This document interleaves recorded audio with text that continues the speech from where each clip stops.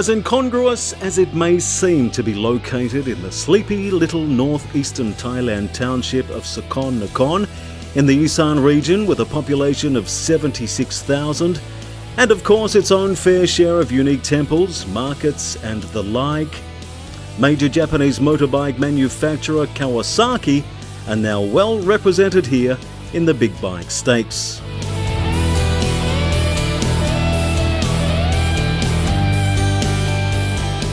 Right here in Sakon Nakhon in Thailand's northeast, this brand new latest addition to Kawasaki's A-grade big bike dealership. This ultra-impressive showroom and service centre caters to every big bike lover's desire.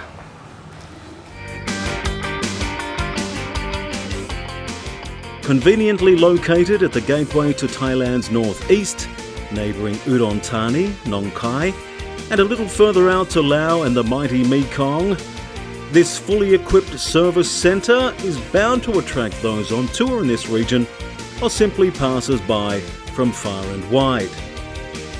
PJ Motors is literally your one-stop big bike shop in these parts. I caught up with husband and wife team Joe and Ying, who opened the store in 2014 and have just completed the final stages of this impressive dealership.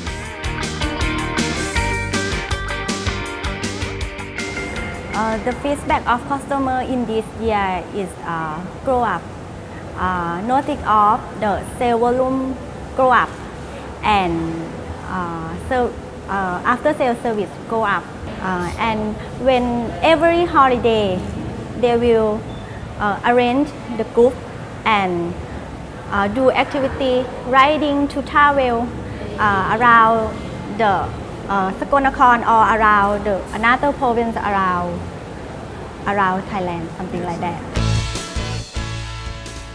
The first big bike dealership in the land of smiles, Kawasaki has a strong commitment towards ensuring each and every one of its customers can get the most out of their pride and joy.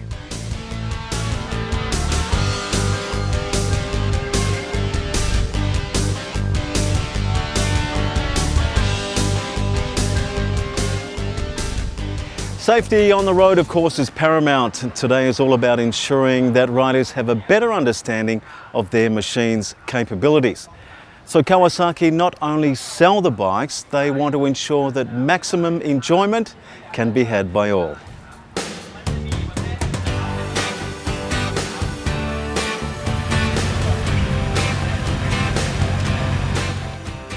The order of the day, 8:30 a.m. registration. All up 30 participants took part, each with varying degrees of riding ability and each hoping to glean a little more knowledge in the day's extensive training course, where a fully comprehensive plate of varied information was served up. From using the correct safety equipment to how to handle some rather trying off-road conditions. First things first, riders were tested on their ability at braking smoothly whilst changing down, handling tight corners, and should you topple over, the recommended way to get your bike back up off the ground. The engineers have worked out the path of least resistance when picking up your bike from off the deck. So this is a perfect example why this training course is so important, particularly for a female rider. Now she needed a little bit of assistance there, but if she was on her own, she would have no way of picking that heavy bike up by herself. I think she's gonna have another go. Unassisted this time. น้องครับนักเท่าไรครับ เท่าไหร่ นักเท่าไรครับ 180 กิโล 180 kilos. So these bikes are 180 kilos, so you've got a 50 kilo lady trying to pick the bike. And this, in this position, it's possible. Not everyone, of course, is able to get back aboard, so best not to end up on the deck in the first place. One gentleman had travelled all the way from the UK to attend. Well, originally that is. Graham tells us his reasons for being here.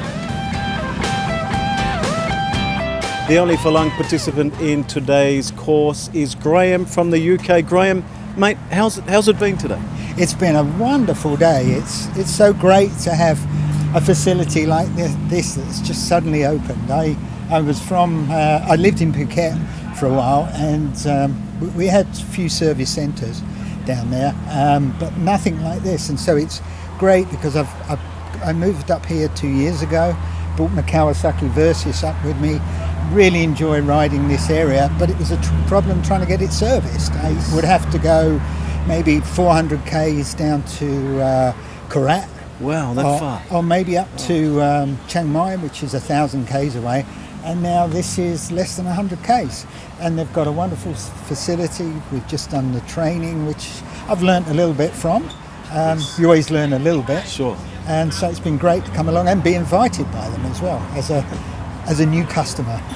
Have you done similar courses in the past? They used to run them down in Phuket and also Krabi.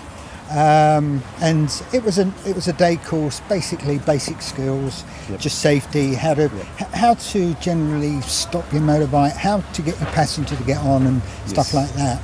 This seems to be going a little bit further, and now I believe we're going to be doing some dirt biking as well. That was my next question. Are you going to participate in that? Yes. Yeah.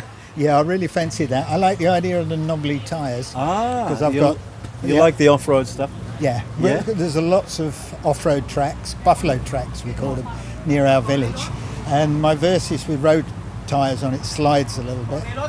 So I'm looking for something with a bit more grip. It might even encourage me to buy another motorbike. Exactly. So best of both worlds, huh? Wonderful, yeah it is. Terrific. Thanks a lot for joining us. You're welcome.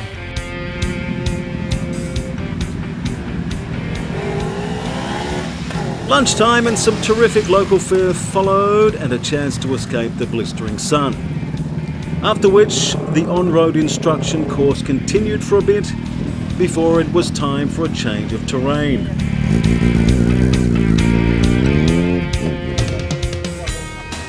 The off-road experience is definitely more for the adrenaline junkie. As you can see, this course is pretty wet following some heavy rainfall.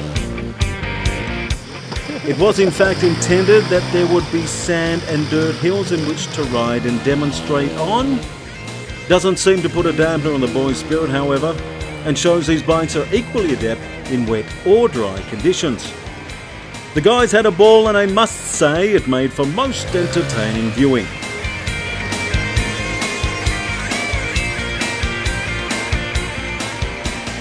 So mate, that was your first go in the mud. How was it? The tyres are awesome. Aren't they so different to my Pirelli Scorpion trials? You look like a kid on Christmas Day. It was so difficult riding through the mountains in Laos. I should have had tyres like that, I realise now. And this is great fun.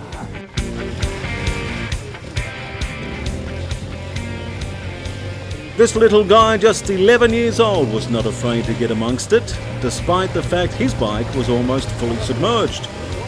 Turns out he was the local under-12 motocross champ, just here to test his underwater skills. So by far the youngest participant in the mud was a brave young man, 11 years old, Moto, that was amazing. How did you find that? Was it difficult? Yes, it's difficult. Very difficult. Are these bikes a little bit big for you? No. Following a thorough scrub down and removal of mud from places they never knew they had, the guys sat down to dinner and refreshments, swapped notes, whilst being pleasantly distracted and taking the live telecast of some superbike action. The motorbike fraternity are a close-knit group. The pleasure of being alive is just that little more enhanced when enjoying the thrill of the ride. After all, only a biker knows why a dog sticks its head out of a car window.